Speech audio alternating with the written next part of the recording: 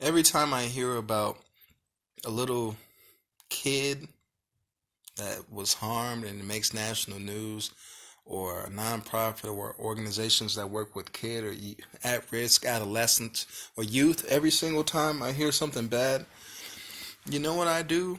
I have a little huddle. I have a little meeting with myself and people I partner with and people I volunteer with on how to tighten up every single time. I don't care if it happens 14 times a year, 100 times a year, 9 times a year. Every single time something breaks and hits national news about a tragedy to little girls, little boys, I tighten up everything I do. I just double and triple check everything. See, just in case. See? I've never been sued. I've never had um, a mishap or anything. I've worked with thousands of kids. I've had my own mentorship program, as a lot of you know, the Courtney Bell Mentorship Program. Not one of my kids are on drugs right now. See, none of those kids have a child out of wedlock. They all come from those type of backgrounds. See, and not one of them has has the history or the baggage of where they come from. See, but I've worked with these kids 6 years, 7 years, 9 years, 11 years, over a decade. I only have one kid left. See, this is what I'm saying. I don't really understand how in our community, Reno Sparks, Washoe County, and local governments around the world, I don't really understand how you weren't prepared for this. I don't see how you can say you didn't see this coming. This is why. One, not because I told everyone, but however, if anyone goes back and looks at some of the videos and a few of the posts that I posted, I said, hey, look, when we go back to society, there's going to be chaos. There's going to be blood in the streets. There's going to be chaos. It's going to be worse. They're going to be calling for people to go back home. It's going to be a mess because it's not done right. See, and I don't see how things weren't in place.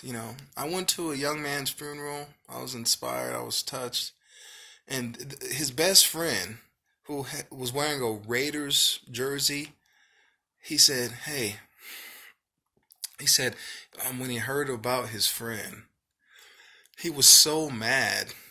He said, "You know what? I just want to fight somebody." And you know what? And I was at the restaurant and I got in a fight with this guy.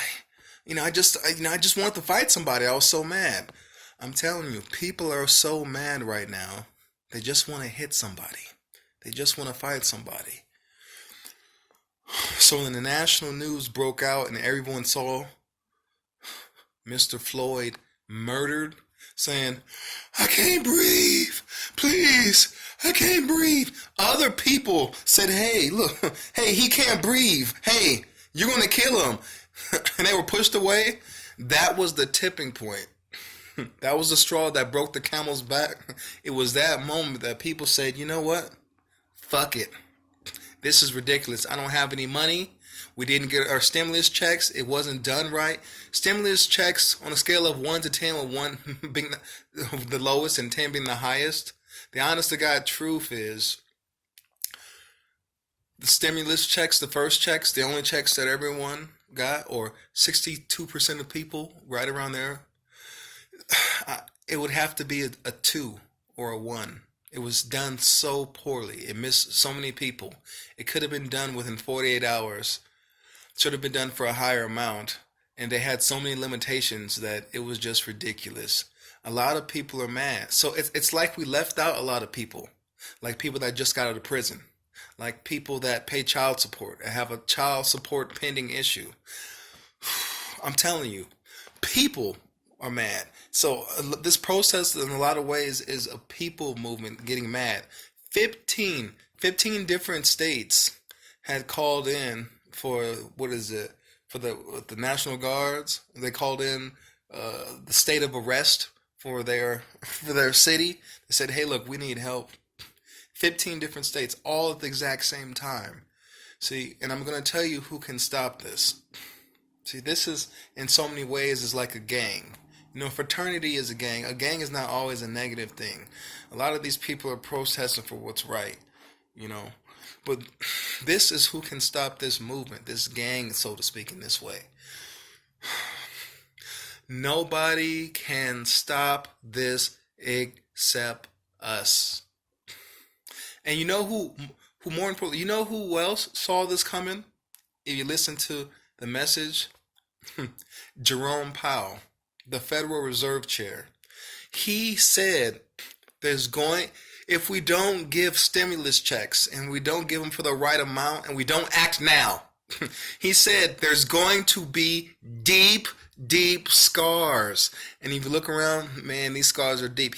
He's seen this coming. See, he doesn't have a background of street knowledge or homelessness or foster care or anything like that. You know, a lot of these people come from privilege, and no disrespect or no shade or no, but what I'm saying is a lot of these people live in a bubble and they're guessing. They really don't understand a lot of the people they serve or a certain segment, you know, 10 to 30% of the people, you know, and everyone's included in these different policies and stuff. They don't understand. They're professional academics, you know, who come from numbers and theory, financial numbers, trying to see research where this happened, money, how to make money off of things, and then the big part, people that make decisions in the United States, they come from a background of theory, academics. What could happen? What is this? What is that? See, but they don't really know. They don't really understand everyday common people. They want to. They would like to help. They would like to understand, but they really don't. And so I keep telling people, like, in your local governments have a lot more sway, a lot more impact on your community than who's going to be president of the United States. I'm just telling you the truth, because they're going to change and affect public policy where you live in your community.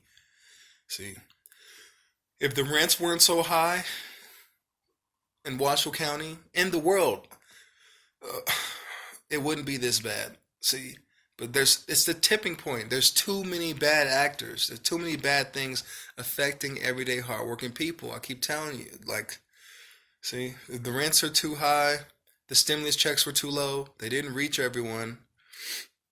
They're debating if there's going to be another stimulus check while people are filing bankruptcy. See, while divorces are going all-time high, while teen suicides, people's kids are, you know, are at an all-time high. The depression rate is tripled at an all-time high. See? Oh, and the price of meat just went up everywhere. See, the tipping point of life, just the stress for life. See, I saw all this coming. If you've been watching me for a year, I'm prepared. You know, it's not about me, but I'm just saying, like, see, your local governments should really be ashamed of themselves. See, I mean, I don't understand how they didn't see the state of arrest, how they weren't prepared. How come they didn't pick up the phone before something happened? I'm serious. If you go back in my videos, I said, hey, look, there's going to be chaos when everyone comes back.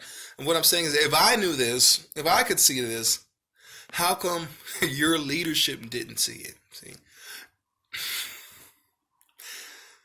I told you, the best person to elect in your local governments is single parent mothers that have struggled to survive on one income, that have actually had to deal with the stresses of, man, how much is milk going to be this week, and work their way up. Even if you don't understand them, even if you're a Republican and they're a Democrat or what have you, or vice versa, you want people that understand the struggles of life and that comprehend policy. And the truth is, like on every job, there's always going to be a lot of things you don't understand and know until you get in there. But you want to have fighters. See, you want to have people that have overcome.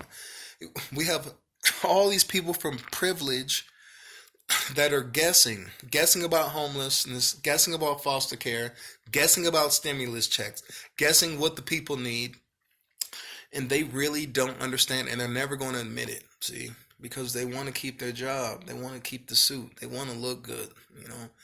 Because the truth is, you don't really have to deliver; you just have to get people to buy into what you're selling. So that's kind of cool, and that's kind of nice. There's nothing wrong with that. But in times like this, it shows up that, man, We really need leadership. In Washington County, we really need leadership.